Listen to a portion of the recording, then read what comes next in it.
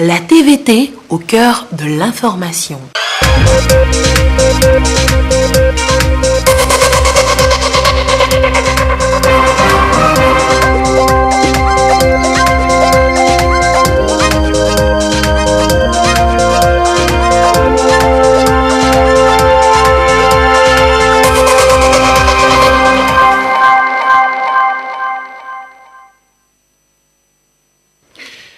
Membres et personnels de la CNDH sont en formation pour produire désormais des rapports efficaces, des rapports en lien avec la situation des droits de l'homme dans le pays, les techniques de rapportage dans ce journal.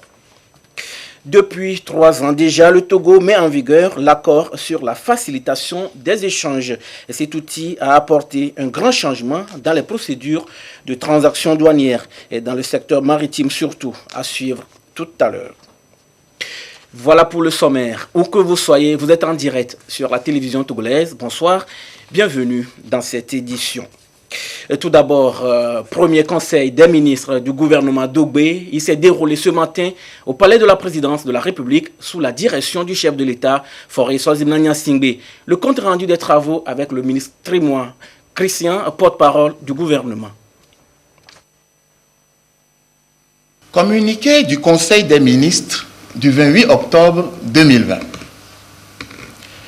Le gouvernement s'est réuni ce jour en Conseil des ministres sous la présidence du président de la République, son Excellence M. Faure Swazimna Nyasingbe. À l'ouverture de ce premier Conseil des ministres, le président de la République a exhorté l'équipe gouvernementale à mener des actions concrètes, conformément à la feuille de route établie, pour répondre aux attentes de nos concitoyens. Pour ce faire, il a appelé les ministres à faire preuve de discipline, de disponibilité et d'esprit d'équipe. Le Conseil a examiné 4 avant-projets de loi et écouté 2 communications. Au titre des avant-projets de loi, le Conseil a examiné l'avant-projet de loi organique fixant la composition, l'organisation et le fonctionnement des services du médiateur de la République. Ce texte porte essentiellement sur l'organisation et le fonctionnement des services de cette institution pour tenir compte des évolutions des fonctions du médiateur de la République. Ainsi, le médiateur de la République a la compétence de recevoir la déclaration des biens et avoirs des hautes personnalités, des hauts fonctionnaires et des agents publics, conformément au nouvel article 145 de la Constitution et à la loi organique fixant les conditions de la déclaration des biens et avoirs des hautes personnalités, des hauts fonctionnaires et des agents publics. Avec l'adoption de ce texte, une étape supplémentaire est franchie dans la mise en œuvre des procédures de déclaration des biens et avoirs. Le projet de loi organique donne également au médiateur de la République la possibilité de faire mener des enquêtes ou investigations pour s'assurer de la justesse, de l'équité et de la qualité des services publics pour aider à une administration publique juste, équitable et de qualité au service de nos citoyens. Le texte apporte des modifications concernant la limitation de la durée du mandat du médiateur de la République, désormais fixé à 3 ans, renouvelable une seule fois, et l'introduction de la prestation de serment avant l'entrée en fonction du médiateur de la République, renforçant ainsi l'indépendance de l'institution. Le Conseil a ensuite examiné l'avant-projet de loi autorisant l'adhésion du Togo à l'accord sur les privilèges et immunités du Tribunal international du droit de la mer, qui ouvre la voie à une ratification par le Togo de cet accord afin de confirmer son engagement. En effet, le Togo, partie à la Convention des Nations Unies sur le droit de la mer depuis 1985, et signataire de l'accord sur les privilèges et immunités du Tribunal international du droit de la mer, a accepté la compétence de ce tribunal, qui est un mécanisme juridictionnel pour le règlement des différends éventuels liés à l'interprétation et à l'application de la Convention des Nations Unies sur le droit de la mer. Conformément à l'attention particulière accordée au développement de l'économie maritime, cette ouverture juridique vient soutenir les ambitions de notre pays en lien avec la feuille de route quinquennale. Le Conseil a également examiné l'avant-projet de loi autorisant l'adhésion du Togo à l'accord sur la création de l'Institut mondial de la croissance verte, adopté le 20 juin 2012 à Rio de Janeiro. En effet, l'Institut mondial de la croissance verte a été créé le 20 juin 2012 dans le but de promouvoir un nouveau modèle de croissance économique dénommé croissance verte. Ce paradigme de croissance est caractérisé par un équilibre entre la croissance économique et la protection de l'environnement. Il se traduit par l'élaboration et la mise en œuvre de politiques de croissance sobres en carbone. Le Conseil des ministres a enfin examiné l'avant-projet de loi relatif à la programmation militaire. Cette importante réforme a pour objectif d'adapter la défense nationale aux risques sécuritaires sous-régionaux en vue d'une protection renforcée de l'intégrité du territoire et des populations togolaises. Le Togo s'est doté d'une feuille de route quinquennale 2020-2025 qui a fait l'objet d'échanges en séminaire gouvernemental du 12 au 13 octobre dernier. C'est dans cette dynamique que la loi de programmation militaire s'inscrit en faisant le lien entre la sécurité, la stabilité et le développement économique. Cette loi s'inscrit dans l'axe 1 de la feuille de route dont l'objectif est de renforcer l'inclusion et l'harmonie sociale et consolider la paix. Cet avant-projet de loi fixe les orientations relatives à l'effort de défense pour la période 2021-2025. Il détaille la programmation des moyens militaires sur la même période, définit les priorités opérationnelles et les choix capacitaires essentiels et précise l'effort financier à consentir sur les 5 prochaines années et au-delà. Cet avant-projet de loi permettra d'équiper les armées et les rendre aptes à exécuter les missions assignées, d'assurer le soutien matériel des armées de manière efficiente et efficace, de disposer d'un soutien santé robuste en mesure d'appuyer le système de santé national, de réaffermir les liens civilo-militaires et promouvoir une stratégie sectorielle du genre et de l'équité. Au titre des communications, le Conseil a écouté une première communication relative à la rentrée scolaire 2020-2021. Cette communication a été présentée par le ministre des Enseignements primaires, secondaires, techniques et de l'artisanat. Elle a pour objet de rendre compte au Conseil des ministres des mesures prises afin de garantir une rentrée efficace, efficiente, sûre pour tous. À l'issue de fructueux échanges avec les acteurs du système éducatif, il a été décidé que la rentrée scolaire 2020-2021 soit fixée au lundi 26 octobre 2020. La semaine du 26 au 30 octobre étant consacrée à la rentrée administrative et pédagogique et aux stratégies d'enseignement liées au respect des gestes barrières en vigueur dans le cadre de la lutte contre la pandémie Covid-19. Le démarrage effectif des cours est fixé au lundi 2 novembre 2020 sous la responsabilité des directeurs régionaux de l'éducation, des inspecteurs et des directeurs d'établissement.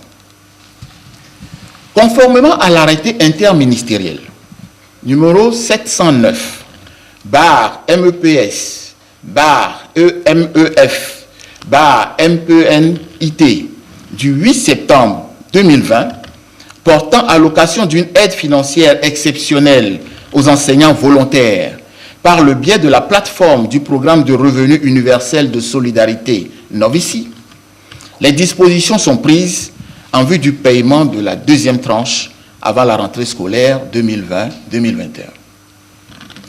Aussi, le protocole d'accord signé entre le gouvernement et les syndicats de l'enseignement est toujours au cœur des échanges permanents. Il s'agit désormais de s'accorder sur les priorités et les modalités de sa mise en œuvre. Il en est de même des discussions avec les promoteurs et fondateurs d'établissements scolaires privés laïcs et des partenaires techniques et financiers intervenant dans le secteur de l'éducation. Un protocole sanitaire sera mis à disposition de tous les établissements scolaires. Un mécanisme de suivi régulier de la situation sanitaire dans les différents établissements scolaires et centres de formation est institué au titre du comité ministériel de gestion de réponse à Covid-19 et des organes d'orientation et de coordination dans le cadre du projet PARCEP Covid-19. Le Conseil des ministres a ensuite écouté la communication relative à la situation de la pandémie à Covid-19 présentée par le ministre de la Santé, de l'Hygiène publique et de l'accès universel aux soins. Elle expose la situation de la pandémie au Togo ainsi que les dispositions à prendre en prélude à la réouverture des lieux de culte et à la rentrée scolaire 2020-2021.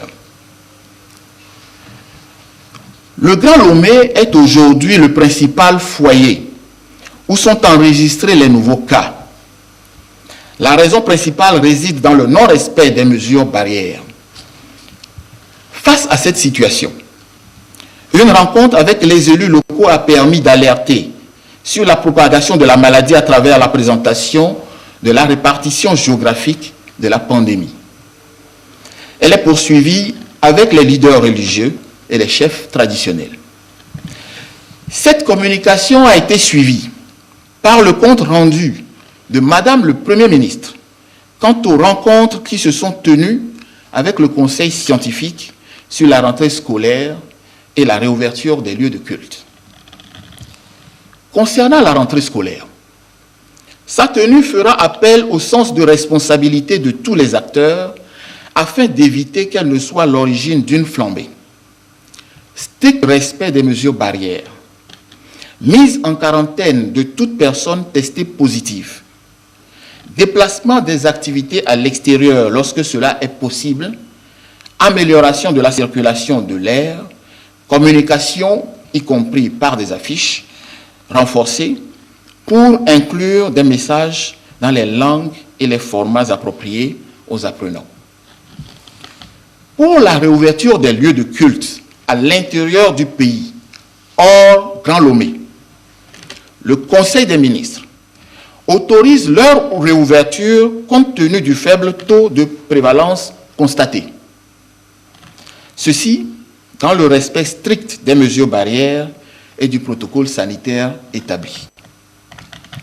Pour le Grand Lomé, compte tenu de l'augmentation rapide de la pandémie et de la stratégie d'ouverture graduelle, le Conseil des ministres n'autorise que l'ouverture d'un nombre limité additionnel de lieux de culte.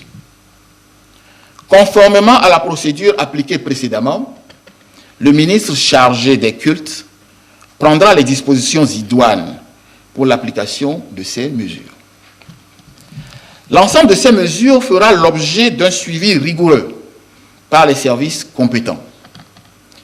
Selon l'évolution qui sera constatée, le gouvernement pourrait décider de la fermeture à nouveau des lieux de culte.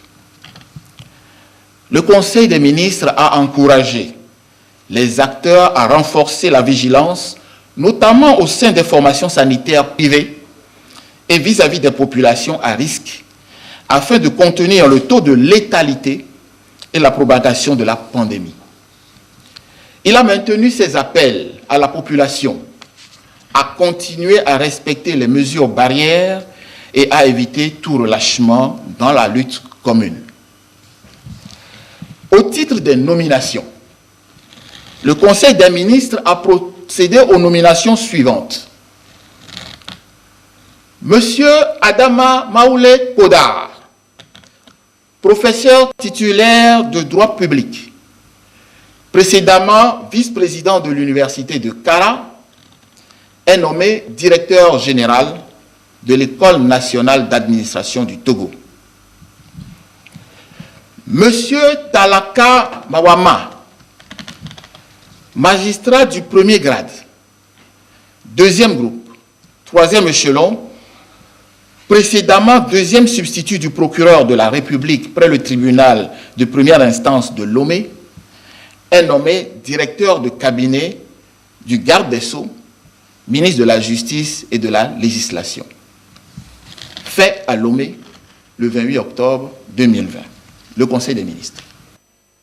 Juste après le Conseil des ministres, une conférence de presse a été tenue, une première de tout temps, pour mieux expliquer les grands axes des sujets abordés au cours des travaux de ce matin. Une volonté du gouvernement pour régulièrement mettre les populations au parfum des décisions prises au sommet de l'État. Et le porte-parole du gouvernement, le ministre Christian Trémois, a répondu aux questions des professionnels des médias. Et suivez plutôt un extrait des échanges. Dire ma sensibilité à l'élégance de cette nouvelle formule, présentation du Conseil des ministres. Je vous en remercie. Je voudrais m'intéresser à la loi de la programmation militaire, une programmation quinquennale. Je voudrais que vous nous expliquiez davantage ce que c'est qu'une programmation militaire et ensuite comprendre pourquoi cette programmation n'a pas été arrimée au PND, au Programme national de développement, qui est un peu la Bible du développement du Togo, quand on sait que le volet sécuritaire constitue une condition indispensable pour asseoir le développement. Pourquoi cette programmation n'a pas été arrimée au PND? Merci. La loi de programmation militaire, comme son nom le dit, est une loi qui programme l'ensemble des moyens militaires nécessaires à la défense nationale et aux enjeux de sécurité d'un pays, dont le nôtre, et en particulier dans le cas du contexte actuel dans lequel se trouve notre pays. C'est une loi qui vient définir les enjeux, les moyens nécessaires pour y faire face, dans une logique programmatoire sur une durée de 5 ans pour ce qui concerne le projet de loi sur la programmation militaire du Togo. Il ne vous a pas échappé que notre pays est dans un environnement sécuritaire qui est délicat avec l'ensemble des pays de la sous-région et que les combats que nous menons aujourd'hui contre le terrorisme, contre diverses menaces, nécessitent un véritable renforcement de nos armées et l'accompagnement des moyens qui vont avec. Mais ces moyens étant des moyens lourds, donc, naturellement, ils doivent être programmés sur plusieurs années budgétaires, de sorte à nous permettre d'y faire face. Donc voilà l'objet principal de cette loi de programmation militaire, définir les enjeux, définir les moyens pour faire face à ces enjeux, et puis mettre en place le déploiement programmatique nécessaire pour pouvoir faire face à l'ensemble des investissements qui sont nécessaires pour notre défense nationale. Ma question va porter sur la rentrée scolaire qui s'ouvre le 2 novembre prochain et surtout les dispositions pratiques. Alors, on nous a parlé de l'effectif restreint dans les salles de classe. Alors, est-ce que les infrastructures aussi ont suivi? C'est-à-dire, est-ce que le nombre de salles de classe a été augmenté? Est-ce que le personnel enseignant également, le nombre a été revu à la hausse vu le chantier qui s'ouvre devant nous le 2 novembre prochain? La question de la rentrée scolaire est une question très importante puisque nous sommes à quelques jours déjà de cette rentrée. Le ministre des enseignements primaires, secondaires, techniques et chargé de l'artisanat a, depuis sa prise de fonction, mené un certain nombre de consultations avec l'ensemble des acteurs de l'éducation. Des commissions ont été mises en place pour travailler sur le sujet et un certain nombre de stratégies ont été déployées. Vous savez que nous abordons cette rentrée avec le principal défi du Covid-19, dans une ambiance où, naturellement, nous devons respecter les mesures barrières et la distanciation sociale qui va avec. Et le ministère des Enseignements a, ensemble avec les acteurs, défini une stratégie d'approche qui est basée, d'une part, sur la création de ce qu'on appelle un double flux, là où les effectifs sont suffisamment importants et qui nécessiterait éventuellement une division des classes par 2, de sorte à pouvoir augmenter et faire en sorte que certains élèves viennent le matin et d'autres viennent l'après-midi. C'est ce qu'on appelle simplement le double flux. Mais vous verrez que dans cette organisation, il n'y aura pas systématiquement d'augmentation de charges d'enseignement pour les enseignants qui sont déjà en place. Éventuellement, cet effectif des enseignants disponibles sera renforcé par le déploiement d'un certain nombre d'enseignants supplémentaires. Et le gouvernement avait lancé un concours dont les résultats vont être proclamés très bientôt. Enfin, le gouvernement a réfléchi à lancer également un concours supplémentaire pour renforcer les enseignants. Le Conseil des ministres a lancé, nous l'avons dit dans le communiqué tout à l'heure, un paiement de seconde tranche pour les enseignants volontaires qui reste véritablement important pour pouvoir traverser ces moments difficiles que nous avons. Et ils font l'objet d'une préoccupation importante du gouvernement sur la prise en charge et sur les conditions dans lesquelles ils apportent leur concours à la rentrée scolaire et à l'accompagnement de nos enfants. Donc, des dispositions sont prises là-dessus. Le ministre continue à travailler avec tous les acteurs de l'enseignement pour pouvoir faire face à ce défi. Et il me semble qu'à la date d'aujourd'hui, notre rentrée tient bien pour les enfants le 2 novembre, comme prévu. Leurs enseignants ont fait une rentrée pédagogique qui s'est extrêmement bien déroulée. Les formations complémentaires ont été apportées aux enseignants pour être outillés sur la partie pédagogique, sur la prise en charge dans les nouvelles conditions que nous imposent les conditions sanitaires actuelles. Vous suivrez l'intégralité de la conférence de presse en fin d'édition. Direction le siège de l'Assemblée nationale, Yawa Dibori Tiegan a accordé 2 audiences ce mercredi au Parlement. Elle a reçu dans un premier temps Awa Faliba, représentante résidente de Plan Togo. Elles ont échangé sur des questions essentiellement liées aux droits des enfants. En seconde audience, la présidente de l'Assemblée nationale a reçu le représentant résident de l'ONG AOIF au Togo. Yang Sam Kim est venu rendre compte de la formation suivie en Corée du Sud par des Togolais sur le changement de mentalité. Nous écoutons les 2 personnalités à leur sortie d'audience. Leurs propos ont été recueillis pour nous par Uri Chamega.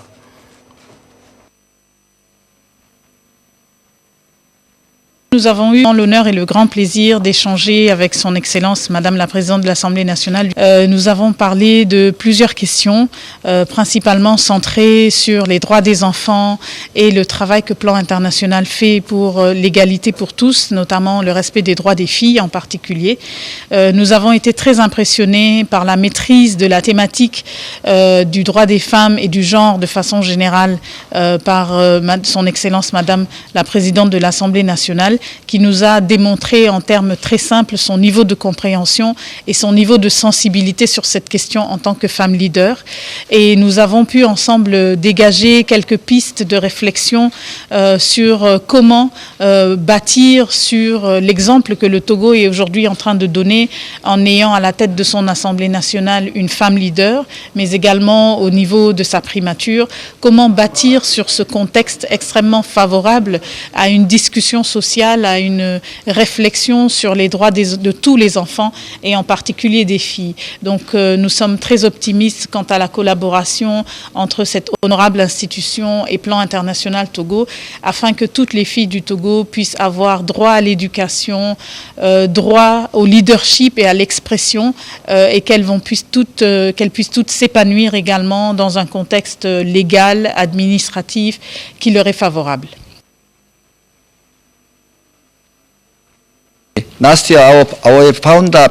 L'année passée, le fondateur de l'ONG AOIF a rencontré la présidente de l'Assemblée et ils ont discuté sur la formation en changement de mentalité. Et donc, je suis venu aujourd'hui pour voir comment procéder. Nous avions envoyé 8 jeunes en Corée du Sud pour être formés comme des professeurs en changement de mentalité. Donc, je suis venu présenter le rapport formation à Madame la Présidente de l'Assemblée.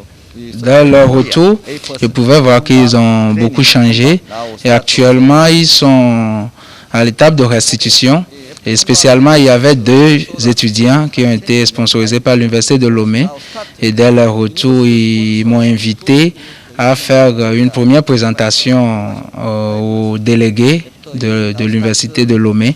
Et donc, ils sont en train de travailler avec spécialement le premier vice-président de l'université pour voir comment élaborer le projet de restitution.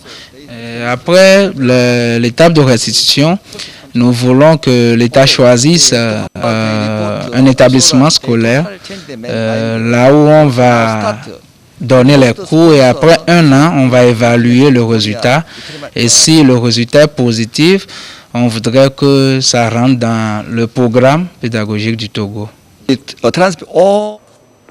Au nom de son collègue ministre en charge des enseignements primaires et secondaires, le ministre de la Communication et porte-parole du gouvernement a eu une séance de travail avec les acteurs du système éducatif dans les savanes. Akoda Ayewadan a rencontré les chefs d'inspection et conseillers pédagogiques. Les échanges ont porté sur les enjeux de la rentrée scolaire 2020-2021. Elle sera particulière, vous le savez, coronavirus oblige. Chazim Nabaga. Le ministre de la Communication et des Médias, porte-parole du gouvernement, préside ici cette session de renforcement de capacité des chefs d'inspection et des conseillers pédagogiques de l'ensemble de la région des Savanes sur les nouvelles dispositions à prendre pour assurer la reprise effective des cours en toute sécurité le 2 novembre prochain. La démarche inédite est rendue possible au nom de l'unité d'action de l'exécutif. Dans la manifestation de l'esprit d'équipe qui anime le gouvernement, mes collègues des enseignements primaires, secondaires, techniques et de l'artisanat, le professeur Kokoroko et M. Audin, m'ont demandé de venir rendre visite aux inspecteurs, aux conseillers pédagogiques qui sont dans la préparation de la rentrée scolaire. Donc, je suis venu leur porter un message relativement aux attentes du ministère vis-à-vis des enseignants, des inspecteurs et de la direction régionale de l'enseignement et de les assurer également de la disponibilité de leur ministère de tutelle pour les accompagner dans cette rentrée qui s'annonce particulière. En effet, la crise sanitaire née de la propagation de la pandémie liée au coronavirus impose de revoir le système d'accueil et d'enseignement pour éviter d'exposer les élèves au pire. Voilà qui justifie ces assises de recadrage aux allures médico-pédagogiques. C'est un module qui nous donne des orientations sur comment se prendre par rapport à la maladie de la COVID-19, mais également les dispositions à prendre pour qu'au moment venu, l'accueil des enfants au niveau de l'établissement, comment les chefs d'établissement, comment les enseignants doivent se prendre pour accueillir les enfants, les préparatifs. Donc ce module est encore, le module va plus loin, les pratiques de classe pendant la maladie de la COVID-19, comment l'enseignant doit se prendre. Et enfin, le rôle du chef d'établissement en tant que leadership, tout ce qui est comme sa mission. Donc voilà tout ce que nous sommes en train de partager. Le module donne également des indications précises par rapport au respect scrupuleux des mesures barrières à la rentrée scolaire, aussi bien pour les élèves que pour le corps enseignant. Si c'est au préscolaire, la capacité d'accueil c'est 30 élèves par salle. Et le reste, c'est 60 élèves par salle. Et les conditions par rapport aux mesures barrières seront respectées. Je veux parler des bavettes, mais également les gels hydroalcooliques. Donc c'est tout ça là que nous sommes en train de préparer, l'esprit de l'enseignant, pour qu'au moment venu, les mesures barrières soient respectées pendant qu'il déroule ses cours. La visite est un grand soutien pour nous, parce qu'avec ces sages conseils, nous sommes beaucoup plus galvanisés pour mieux préparer cette rentrée. À l'issue de cette formation, les chefs d'inspection et les conseillers pédagogiques vont à leur tour former les chefs d'établissement et les enseignants de leurs ressorts respectifs à partir de ce mercredi pour une mise en œuvre efficace des mesures barrières à la rentrée des élèves le 2 novembre 2020. Comment produire un bon rapport sur le terrain? L'exercice est appris aux membres de la Commission nationale des droits de l'homme. La formation est également ouverte à tout le personnel de la CNDH venu de tout le pays. Ils apprendront à produire des rapports efficaces sur notamment la situation des droits de l'homme. Clarisse Atikler, précision. La Commission nationale des droits de l'homme, CNDH, veut permettre aux membres ainsi qu'à son personnel d'acquérir plus de compétences, notamment en technique de rapportage. Venus des différentes régions, ils vont se soumettre à l'exercice de rédaction des rapports, qu'ils soient annuels, complémentaires, thématiques ou circonstanciées et plus spécifiquement le rapport sur la situation des droits de l'homme dans le pays. Ne fait pas un rapport sur les droits de l'homme qui veut. Il ne faudrait pas qu'il y ait du sensationnel. Il y a des principes qui gouvernent les choses. Et donc, la réunion d'aujourd'hui et de demain permettra de rappeler un peu les fondamentaux aux membres et au personnel pour que les documents administratifs, les documents officiels qui vont sortir de la Commission nationale soient des documents de qualité et qui répondent donc aux principes, aux standards internationaux. Depuis juin 2018, la CNDH intègre en son sein le mécanisme national de prévention de la torture avec des membres permanents et un secrétariat général. La présente rencontre va donner à ces derniers les outils nécessaires dont ils ont besoin pour la qualité des documents qu'ils sont appelés à produire. Nous aurons à suivre ensemble des exposés suivis des exercices pratiques et des débats par plusieurs modules, notamment les techniques de rédaction administrative, les techniques de rédaction de rapports sur la situation des droits de l'homme. Je saisis l'occasion pour remercier tous les formateurs pour avoir accepté de venir partager avec nous leurs expériences et savoir-faire dans leur domaine de compétences respectives. J'invite à présent tout un chacun d'entre nous à prêter une oreille attentive et à se rendre utile au cours de cette formation qui se veut avant tout interactive. La formation a été soutenue par le Programme des Nations Unies pour le développement, PNUD, pour qui les droits de l'homme restent une priorité. Les commissionnaires en douane agréés améliorent leurs connaissances sur l'accord de facilitation des échanges. L'Union des professionnels en douane agréés du Togo veut donc, à travers cette formation qu'elle a initiée, permettre à ses membres de s'approprier le contenu de cet accord en vue de la simplification des procédures de commerce international. Sonia Menyiko.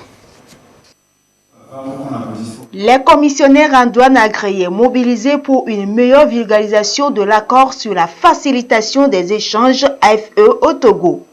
Mise en vigueur depuis 2017 au Togo, l'AFE demeure cependant méconnue pour la plupart des professionnels en douane. Il urge donc de les former.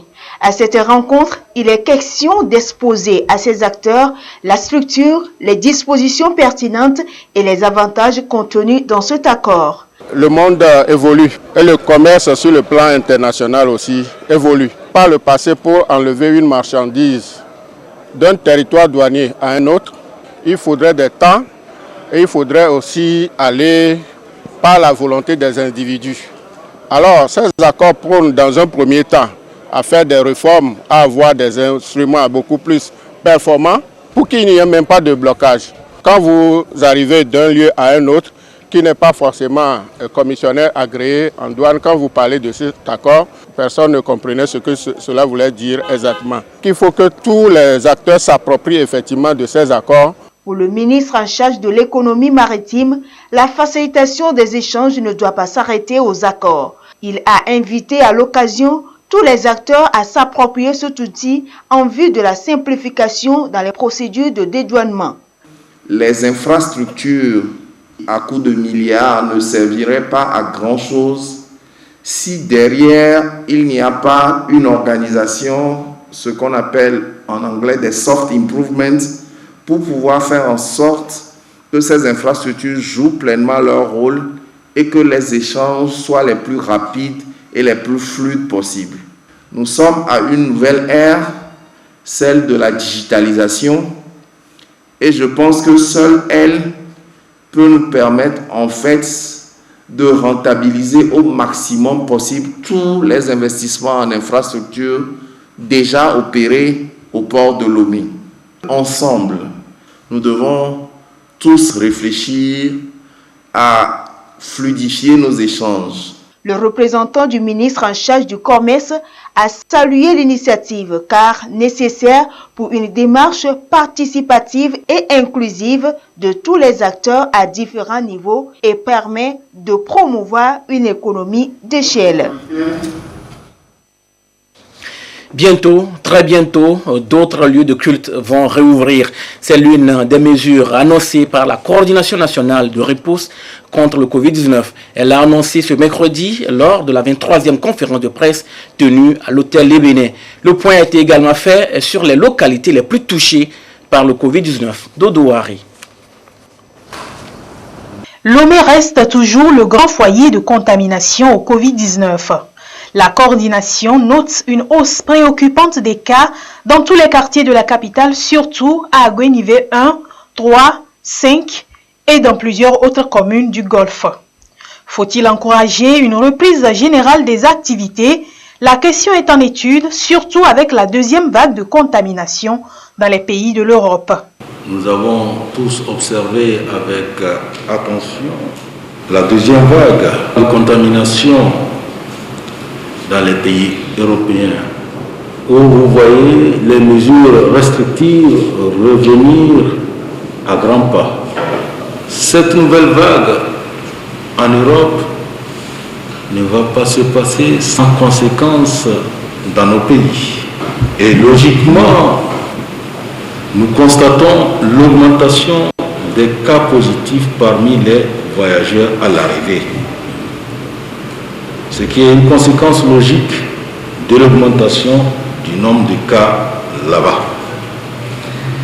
Et ça, nous devons encore doubler d'attention.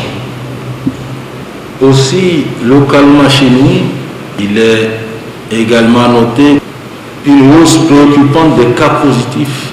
Et cette hausse concerne beaucoup plus Vapo-Sito, les Anguera.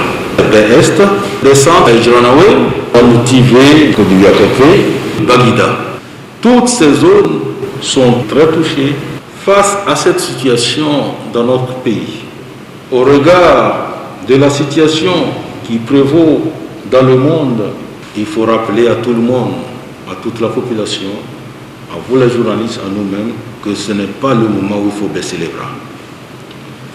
Nous devons continuer le combat par le respect des mesures barrières.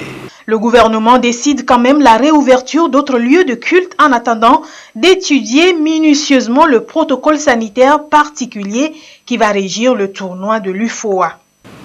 Le gouvernement fera le pari d'ouvrir ces lieux de culte, associés en même temps avec l'ouverture ou la reprise des classes. Mais tout ceci doit se faire en observant certaines mesures de rigueur pour éviter que la pandémie reprenne le dessus sur nous. Nous allons observer la levée de ces deux mesures restrictives et voir après quelques semaines comment il faut continuer par lever les autres mesures restrictives. Pour ce qui est du tournoi de l'UFOA et le match contre l'Égypte, les deux sont en train d'être étudiés. Les détails seront donnés par le gouvernement. Rentrée scolaire, réouverture d'autres lieux de culte, reprise des activités sportives, beaucoup de défis sanitaires sont en jeu et le sens de responsabilité de tous est sollicité pour éviter une contamination à grande échelle. L'actualité essentielle de ce mercredi, c'est le tout premier conseil des ministres et du gouvernement d'Ogbé, une session présidée par le chef de l'État Faure Sozimana Singbe. Fait remarquable, le communiqué sanctionnant les travaux a été suivi et par une conférence de presse dont nous vous proposons ici l'intégralité. Dire ma sensibilité à l'élégance de cette nouvelle formule, présentation du Conseil des ministres, je vous en remercie. Je voudrais m'intéresser à la loi de la programmation militaire, une programmation quinquennale.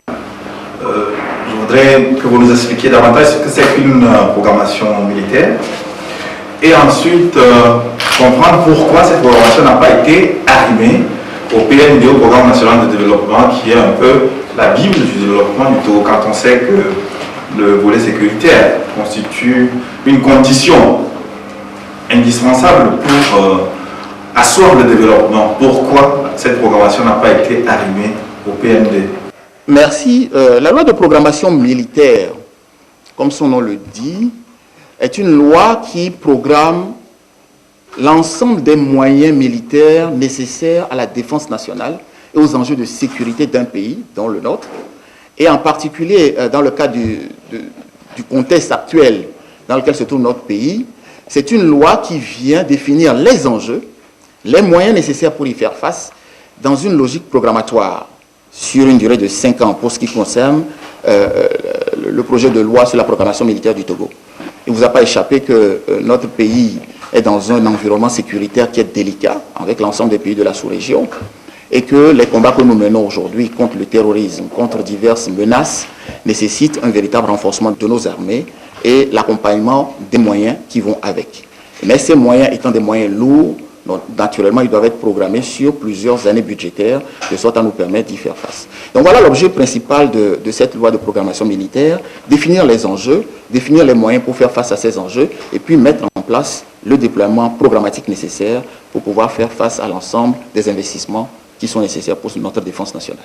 Je voudrais m'associer au confrère Gilles pour me féliciter à mon tour de l'initiative, de l'innovation, qui permet au gouvernement d'échanger avec les médias. Ma question va porter sur le projet de loi relatif au médiateur de la République.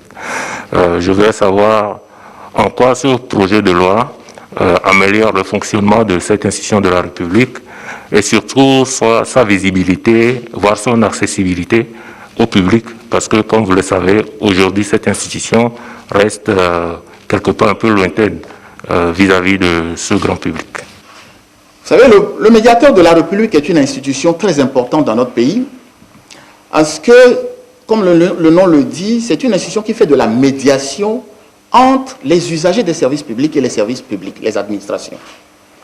Et cela évite naturellement d'aller vers des procès systématiques qui peuvent avoir un temps de résolution, alors que le médiateur peut proposer des solutions pragmatiques, rapides, qui permettent de régler le problème auquel peuvent faire face nos compatriotes lorsqu'ils ont accès aux différentes administrations. Alors, ce projet de loi permet de renforcer d'abord les compétences du médiateur de la République, de lui donner les moyens de trouver des solutions pratiques aux problèmes que lui posent ou pourront éventuellement lui poser nos compatriotes dans leurs relations quotidiennes avec les administrations.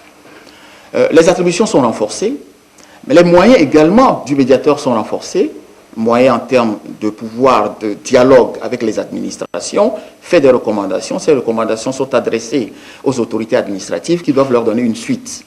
Le projet de loi actuel permet que cette suite soit obligatoire et qu'on puisse dialoguer permanemment avec le médiateur de la République dans la recherche des solutions. Ensuite, le projet de loi renforce les compétences et l'indépendance du médiateur de la République. Permet également au médiateur qui, pour l'instant, ne se trouve qu'à Lomé, d'avoir des délégations à l'intérieur du pays et donc d'être représenté au plus près possible de nos populations, de nos concitoyens.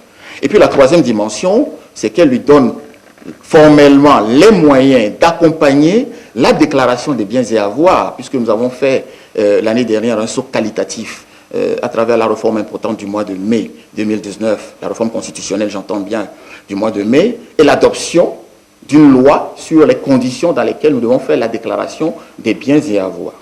Et donc, cette loi organique sur la déclaration des biens et des avoirs désigne le médiateur de la République comme le dépositaire des déclarations qui vont être faites. La loi avait été différée pour une mise en œuvre pratique à partir du 1er février 2021. Le délai approche, il était évident qu'il fallait redonner les moyens juridiques au médiateur d'assumer cette nouvelle fonction et puis lui permettre de se préparer à recevoir les premières déclarations à partir du mois de février 2021. Donc voilà les apports importants que cette loi réalise aujourd'hui vis-à-vis du médiateur de la République. Ma question va porter sur la rentrée scolaire qui s'ouvre le 2 novembre prochain et surtout les dispositions pratiques. Alors, on nous a parlé de l'effectif restreint dans les salles de classe. Alors, est-ce que les infrastructures aussi ont suivi? C'est-à-dire, est-ce que le nombre de salles de classe a été augmenté? Est-ce que le personnel enseignant également, le nombre a été revu à la hausse vu le chantier qui s'ouvre devant nous le 2 novembre prochain? La question de la rentrée scolaire est une question très importante puisque nous sommes à quelques jours déjà de cette rentrée. Le ministre des enseignements primaires, secondaires, techniques et chargé de l'artisanat a, depuis sa prise de fonction, mené un certain nombre de consultations avec l'ensemble des acteurs de l'éducation. Des commissions ont été mises en place pour travailler sur le sujet et un certain nombre de stratégies ont été déployées. Vous savez que nous abordons cette rentrée avec le principal défi du Covid-19, dans une ambiance où, naturellement, nous devons respecter les mesures barrières et la distanciation sociale qui va avec.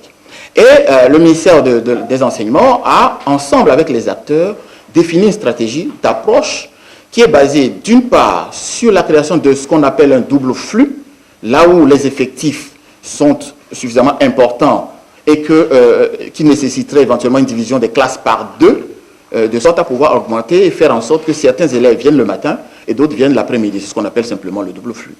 Mais vous verrez que dans cette organisation, il n'y aura pas systématiquement d'augmentation de charges d'enseignement pour les enseignants qui sont déjà en place. Éventuellement, cet effectif des enseignants disponibles sera renforcé par le déploiement d'un certain nombre d'enseignants supplémentaires. Et le gouvernement avait lancé un concours dont les résultats vont être proclamés très bientôt. Enfin, le gouvernement réfléchit à lancer également un concours supplémentaire pour renforcer les enseignants. Le Conseil des ministres a lancé, nous l'avons dit dans le communiqué tout à l'heure, un paiement de seconde tranche pour les enseignants volontaires qui reste véritablement important pour pouvoir traverser ces moments difficiles que nous avons. Et ils font l'objet d'une préoccupation importante du gouvernement sur la prise en charge et sur les conditions dans lesquelles ils apportent leur concours à la rentrée scolaire et à l'accompagnement de nos enfants. Donc, des dispositions sont prises là-dessus. Le ministre continue à travailler avec tous les acteurs de l'enseignement pour pouvoir faire face à ce défi. Et il me semble qu'à la date d'aujourd'hui, notre rentrée tient bien pour les enfants le 2 novembre, comme prévu. Leurs enseignants ont fait une rentrée pédagogique qui s'est extrêmement bien déroulée. Les formations complémentaires ont été apportées aux enseignants pour être outillés sur la partie pédagogique, sur la prise en charge dans les nouvelles conditions que nous imposent les conditions sanitaires actuelles. Vous avez fait cas aussi de l'adhésion du Togo à l'accord sur la création de l'Institut mondial de la croissance verte. Qu'est-ce que le Togo gagne en adhérant à cet accord? Et surtout, est-ce que cela oblige votre gouvernement à faire des efforts pour réadapter votre politique de l'environnement, pour respecter un certain nombre d'engagements liés à cet accord de création de l'Institut mondial de la croissance verte? Alors, l'adhésion du Togo à l'Institut mondial de la croissance verte, cet institut, il faut peut-être le dire en 2 mots, est une organisation internationale qui accompagne les États dans leur développement durable. Développement durable impliquant l'inclusion des préoccupations environnementales à toutes les politiques publiques que nous mettons en place. Et l'adhésion du Togo permet d'abord au Togo d'avoir cet accompagnement de cette organisation internationale, d'un point de vue technique, d'un point de vue de la réflexion, d'un point de vue également de l'accompagnement en moyens. Mais naturellement, vous savez, quand on parle de développement durable et de préoccupations environnementales, ça sollicite à la fois une revue de nos propres méthodes. Il s'agit ici, par exemple, de faire en sorte que notre capital carbone soit maintenu, entre autres, par exemple, la déforestation qui nous fait perdre éventuellement du capital carbone, que nous puissions travailler sur une reforestation de notre pays, reboisement du pays, que nous puissions également avoir les bonnes attitudes individuelles à cela. Et donc, d'une certaine manière, l'adhésion à cette convention sur l'Institut mondial de la croissance verte va permettre au Togo d'accélérer la politique en matière de développement durable et notamment en matière de préoccupation environnementale. Vous avez 2 ministères aujourd'hui qui portent cette préoccupation environnementale. Un premier ministère, c'est le ministère de l'économie maritime, de la pêche et de la protection côtière, qui montre bien des préoccupations environnementales. Et puis, traditionnellement, le ministère de l'Environnement que nous connaissons, qui a principalement en charge cette protection. Donc, ces 2 ministères sont bénéficiaires, autant que toutes les institutions que nous avons en matière de protection de l'environnement et de nos politiques publiques dans ce domaine. Monsieur le ministre, vous avez évoqué le tribunal international du droit de la mer. Quel est l'objectif poursuivi avec la création de ce tribunal et surtout, quelle va être la portée de cette décision, notamment vis-à-vis des États qui n'adhéreraient pas ou ne signeraient pas l'accord sur la création justement de ce tribunal? Alors, le tribunal international du droit de la mer, c'est une émanation de la convention, ce qu'on appelle communément la convention de Montego Bay, la convention du droit de la mer des Nations Unies sur le droit de la mer, qui est une convention de 1982. Le Togo y a adhéré en 1985. Et donc, nous avons accepté la compétence de ce tribunal qui, naturellement, est compétent pour connaître de toutes les difficultés d'interprétation ou d'application de la Convention sur le droit de la mer. Depuis 2016, le Togo fait partie de ces pays leaders en matière de sécurité maritime, de développement économique appuyé sur la mer. Et vous comprenez que le gouvernement, pour la première fois, a un ministère entièrement dédié à l'économie maritime. Donc, pour le Togo, il s'agit aujourd'hui de renforcer son positionnement sur l'ensemble de ces chantiers qui existent. Et la Convention vise principalement, non pas à reconnaître le tribunal, le Togo l'a déjà reconnu, ce tribunal, mais à accorder sur notre territoire les avantages des organisations internationales, dans ce qu'on appelle les privilèges et les immunités internationales, à ce tribunal dont nous reconnaissons la compétence. Éventuellement, le tribunal va nous servir également, toutes ces reconnaissances d'immunité, de privilèges au tribunal, va permettre naturellement au Togo de pouvoir actionner le tribunal si éventuellement il avait besoin à un moment ou à un autre de recourir à la compétence du tribunal dans différents conflits, éventuellement sur la délimitation de ces eaux maritimes ou liés globalement au droit de la mer dans notre pays et dans notre espace maritime principalement. Donc c'est un avantage fondamental qui vient consolider tous les efforts que nous avons déjà menés sur le chantier de l'exploitation du potentiel maritime que notre pays a. Nous avons une belle côte. Nous avons un plan d'eau. Le Togo a demandé un rallongement de son plateau continental. Nous avons une zone économique exclusive qui est importante. Et puis, nous avons aujourd'hui une activité de pêche. Nous avons une activité halieutique. Nous avons une activité sur le plan d'eau qui est assez important. Et naturellement, il fallait permettre au tribunal qui règle les conflits de pouvoir exercer librement sur nos territoires si éventuellement nous avions besoin de le solliciter. Alors, Monsieur le ministre, ma seconde question concerne la crise sanitaire. Nous avons constaté, nous avons tous appris la seconde vague de contamination au coronavirus dans les autres pays, les pays hors d'Afrique. Alors, est-ce que cette actualité, on va dire, est au cœur des réflexions du gouvernement en ce qui concerne des solutions à trouver à la crise, vu que notre aéroport est toujours ouvert et que le Grand Lomé est le plus contaminé au Togo? Alors c'est vrai que la question de la pandémie aujourd'hui est une préoccupation non seulement togolaise, mais également sous-régionale. Et que naturellement, ayant des voisins, ayant des mouvements migratoires de part et d'autre, c'est une préoccupation importante pour le gouvernement et une préoccupation particulière du comité de gestion de la riposte sur cette maladie. Aujourd'hui, c'est vrai que dans le Grand Lomé, nous assistons à une montée importante. Mais il faudra véritablement que nos compatriotes prennent la mesure de ce danger et que nous retrouvions les bons gestes et les bonnes attitudes. Le relâchement est un danger individuel et un danger collectif. Nous avons remarqué aujourd'hui, vous avez vu comment est-ce que le taux de décès a augmenté aujourd'hui dans notre pays. Nous travaillons à cela, les comités en place travaillent à cela. Naturellement, le Grand Lomé étant l'un des foyers principaux, il y a une attention particulière qui est portée sur le Grand Lomé. Et donc, naturellement, pour l'instant, quand on regarde globalement dans les pays voisins, le Togo est quand même bien positionné. Nous ne sommes pas le pays le plus exposé. La politique mise en place par son Excellence, Monsieur le Président de la République et le gouvernement entier sur ce travail-là est en train de payer.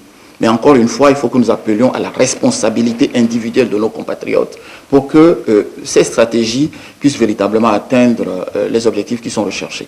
Et l'ensemble des mesures mises en place par le gouvernement aujourd'hui sont très appréciées par nos compatriotes. Simplement, vous encourager également à nous aider sur ce chantier de sensibilisation. Nous avons deux enjeux majeurs qui commencent maintenant, la rentrée scolaire à partir de la semaine prochaine. Nous avons besoin de votre aide pour faire passer le message aux parents d'élèves, aux élèves, à tous nos compatriotes sur le fait que nous sommes dans un contexte spécial. Et nous allons vivre une première rentrée spéciale. Il faudrait que chacun de nous prenne sa part pour que cette rentrée soit un véritable succès.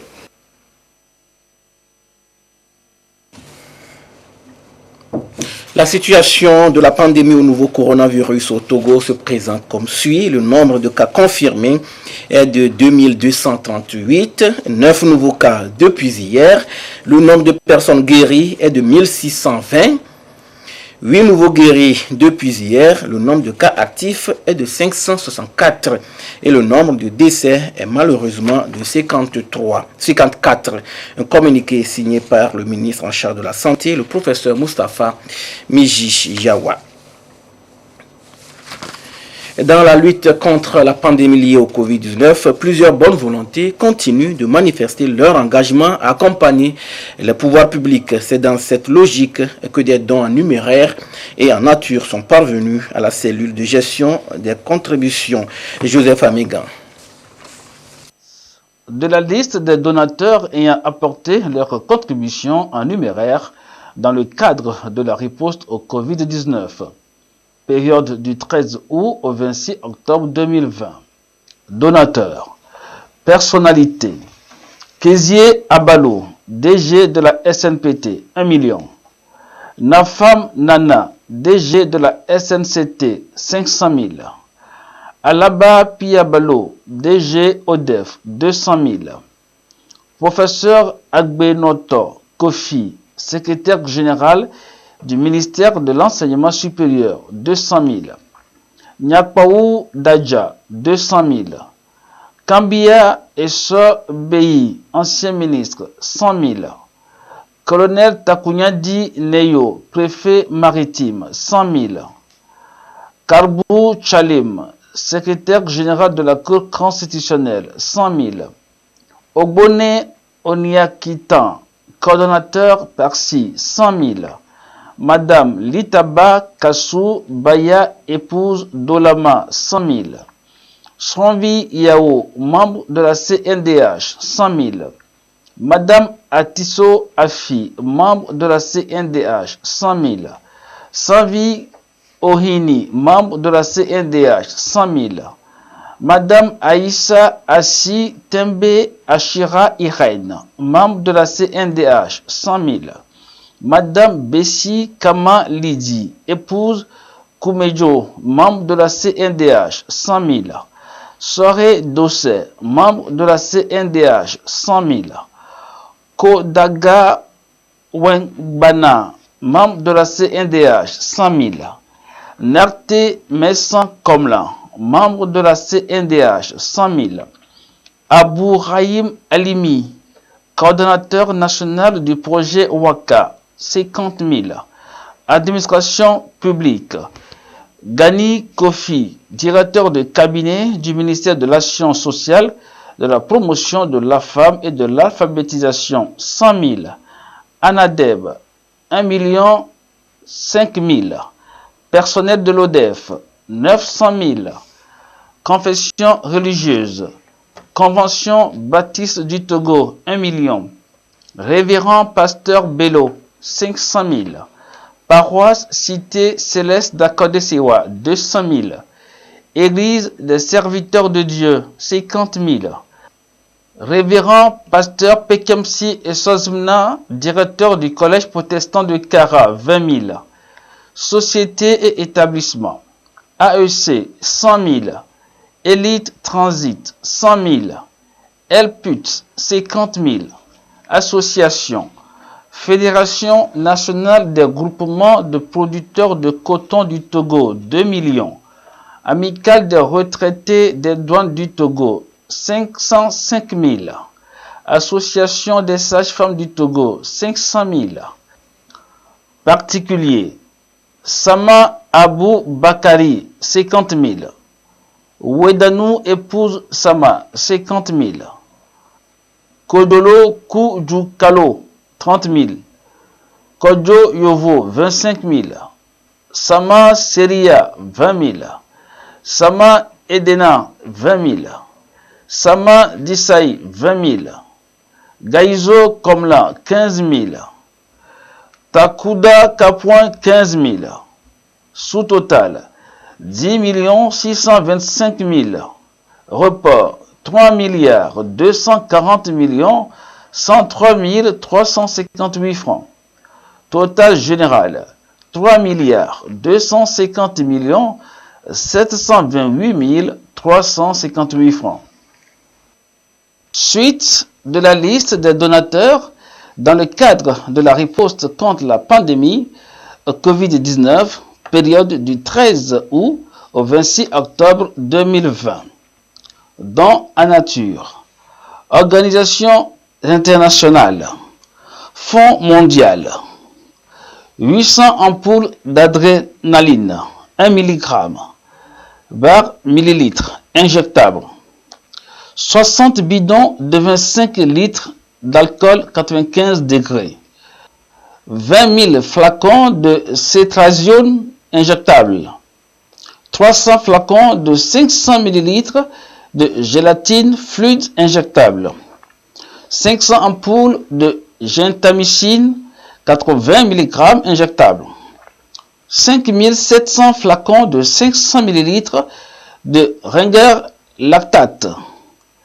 500 ampoules de lidocaïne chlorhydrate injectable, 1000 flacons de métronidazole injectable, 200 blisters d'oméprazole gélule, 1 million de comprimés de paracétamol 500 mg, 1000 flacons de paracétamol injectable, 500 flacons de polyvidone iodé solution, 1000 ampoules de salbutamol injectable, 6000 flacons de 500 ml de sérum glucosé isotonique, 600 flacons plastiques de 500 ml de sérum glucose hypertonique, 2854 flacons plastiques de 500 ml de sérum salé, 375 flacons d'1 litre de solution hydroalcoolique,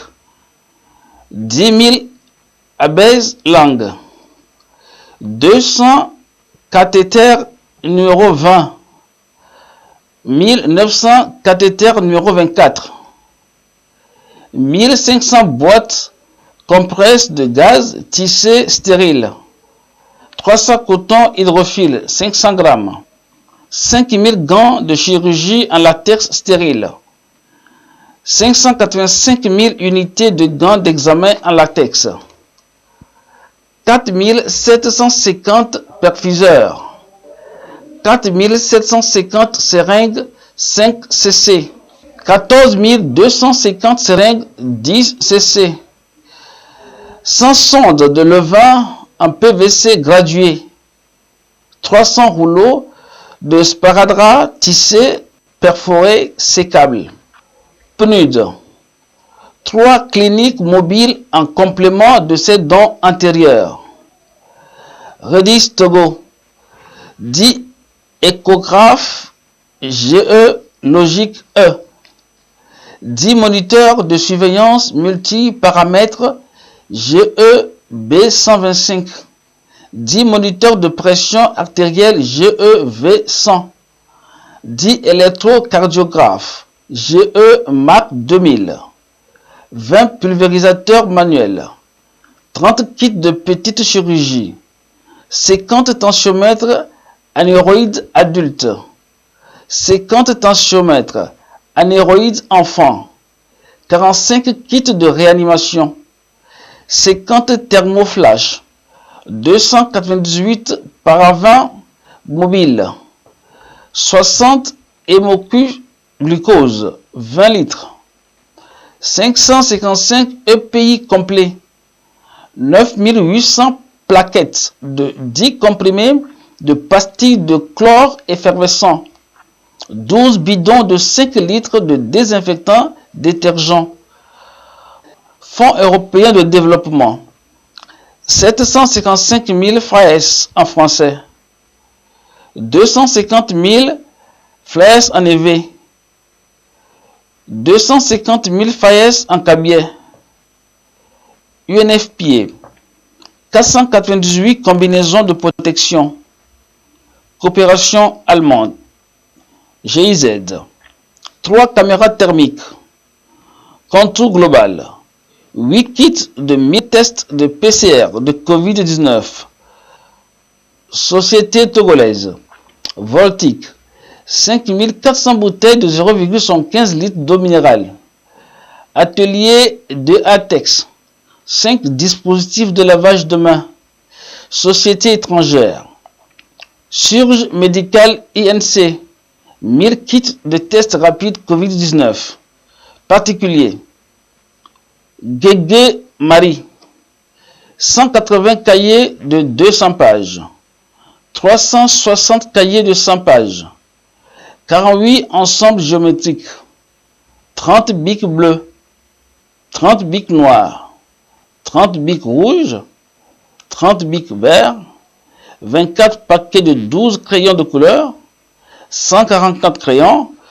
5 paquets de 100 craies blanches, 12 ardoises, 84 règles plates de 200 cm, 24 règles plates de 30 cm, 20 scotch, 30 pots de colle, 16 effaceurs, 12 trousses, associations.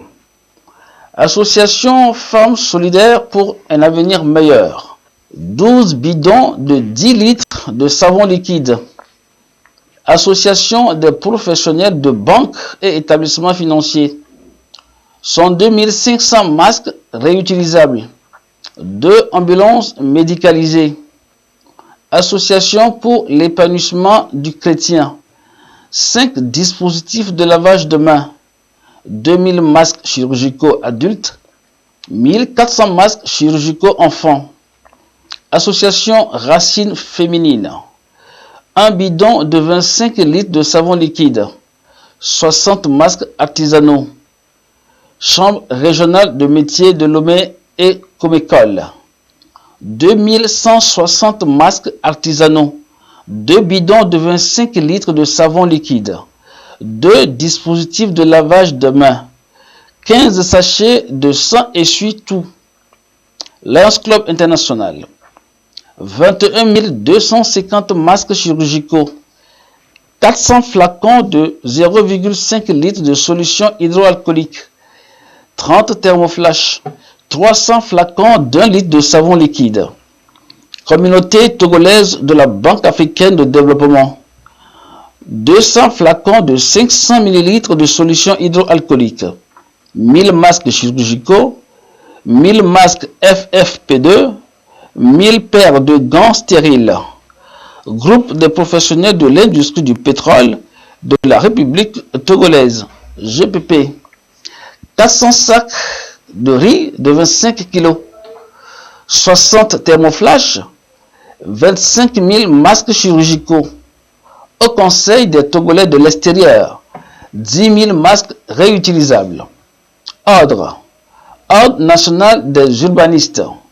100 flacons d'1 litre de solution hydroalcoolique.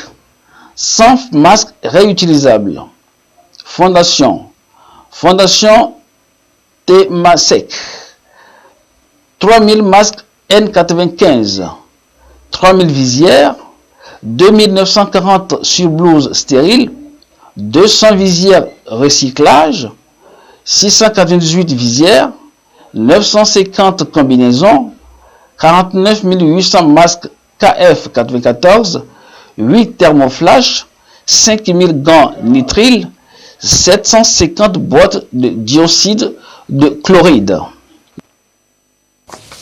Fin de cette édition, merci de nous avoir suivis. L'information essentielle à retenir de ce journal, c'est le tout premier conseil des ministres du gouvernement d'Ogbé, un gouvernement de mission qui va fréquemment communiquer autour des activités et des grandes décisions prises.